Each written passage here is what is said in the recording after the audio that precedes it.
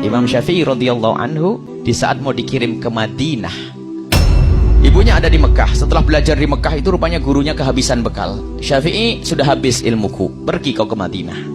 Waduh, ada murid kayak begitu, hebat benar Pak. Saya pengen punya ilmu begitu sampai saya pengen punya santri langsung begitu. Sampai saya bingung ngajar kamu itu, nak. Kenapa? Habis ilmu saya. Wah, kan hebat kalau gitu. Ini ada orang ngajar Imam Syafi'i itu kehabisan. Syafi'i, ilmuku sudah habis, pergilah kau ke Madinah. Pamitan kepada ibunya. Setelah pamitan kepada ibunya, setelah ke Madinah nanti dikirim ke Irak. Apa kata ibunya? Nak, berangkatlah kau menuntut ilmu, ilmu jihad di jalan Allah. Kita ketemu nanti di akhirat saja. Bagaimana kalau ibu kita ngomong gitu? Dan saya masih ingat Umi juga pernah waktu itu saya dengar cerita sebelum dari buku, dari ceritanya Umi. Berangkatlah kau Syafi'i, nanti kita ketemu di akhirat. Imam Syafi'i ke Madinah lalu berangkat ke Irak. Di Irak tuh Imam Syafi'i bukan setahun 2 tahun, karena takut pulang ke rumah nggak berani, karena belum dipanggil sama ibunya. Belum dipanggil sama ibunya. Di Irak menjadi orang alim besar, sehingga setiap rombongan dari Irak haji, ibunya Imam Syafi'i datang ikut haji juga. Suatu ketika ada halaqah besar di Masjidil Haram, ada seorang alim besar dari Irak sebentar-sebentar berkata, qala Muhammad bin Idris Asy-Syafi'i, qala Muhammad bin Idris, berkata Muhammad bin Idris Asy-Syafi'i. Ibunya Imam Syafi'i itu bingung, siapa Muhammad bin Idris itu? Akhirnya ditanya, ya Syekh, siapa Muhammad bin Idris Asy-Syafi'i? Sang Syekh dengan penuh kebanggaan, dia adalah guruku, seorang alim yang ada di Irak, asalnya dari Mekah ini. Ibunya kaget, ketahuilah ya Syekh, Muhammad bin Idris Asy-Syafi'i adalah anakku. Hah? Ibunya masih ada? Iya, Muhammad bin Idris Asy-Syafi'i adalah anakku. Akhirnya dihormati ibunya Imam Syafi'i. Terus apa pesanmu untuk Syafi'i? Pesanku untuk Syafi'i, kalau memang Syafi'i pengen pulang, Syafi'i boleh pulang.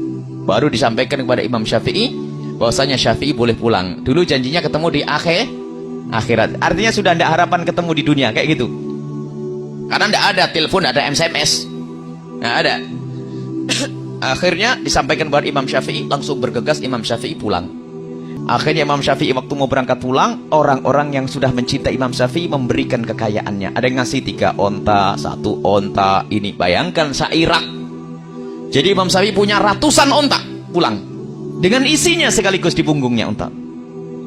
Imam Syafi'i bingung, dikawal oleh beberapa santrinya ngikuti Imam Syafi'i. Jadi Imam Syafi'i pulang dengan kekayaan. Lihat, carinya rizki, carinya duit, carinya ilmu, tapi pulang dikasih kekayaan.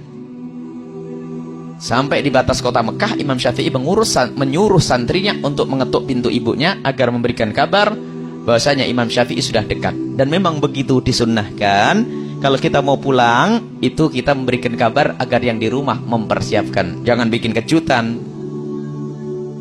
Memberi kabar. Setelah diketuk pintunya, menjawab ibunya, siapa ini? Saya muridnya Syafi'i, Imam Syafi'i. Kenapa? Imam Syafi'i sudah di tapal batas kota Mekah dan dia sudah mau masuk. Ibunya bertanya, Syafi'i bawa apa? Dengan penuh kebanggaan, muridnya Imam Syafi'i bercerita, Imam Syafi'i membawa ratusan onta. Ditutup pintu, aku menyuruh Syafi'i ke Irak bukan cari dunia. Katakan kepada Syafi'i, Syafi'i tidak boleh pulang ke rumah. Sekarang suruh cari duit. Anaknya jadikan sapi perah cari duit. Sekarang ini kalau nggak bawa duit suruh pulang, balik ini. Ini bawa onta banyak, marah ibunya. Aku nyuruh Syafi'i ke Irak bukan cari duit, bukan cari onta. Akhirnya sampaikan Imam Syafi'i, gemeteran dia nyampaikan, ya Imam Syafi'i, ibumu marah. Kenapa? Ibumu bertanya Syafi'i bawa apa? Terus, ya aku bercerita kamu bawa onta yang banyak. Salah kamu, jangan ngomong begitu. Baik, sekarang aku panggil warga Mekah. Semua ontanya, hartanya dibagikan kepada semua penghuni Mekah. Yang ada hanya kitab saja. Sampaikan kepada ibuku, diketuk. Siapa ini? Aku murid Syafi'i. Kenapa? Ontanya Syafi'i sudah dibagikan semuanya, yang tertinggal hanya kitabnya saja dan ilmunya. Ya sudah, kalau begitu Syafi'i aku tunggu. Allah. Ada 2 hikmah. Yang pertama, ibu yang baik itu tidak menjadikan anaknya sapi perah untuk cari duit. Itu loh, ibu yang benar. Yang kedua, kalau ibu ngelepas anaknya sukarela, ditemukan lagi oleh Allah di dunia. Lihat, rela padahal ibunya Imam Syafi'i ngelepas anaknya, nak ketemu di akhirat. Loh, pol-polan ini.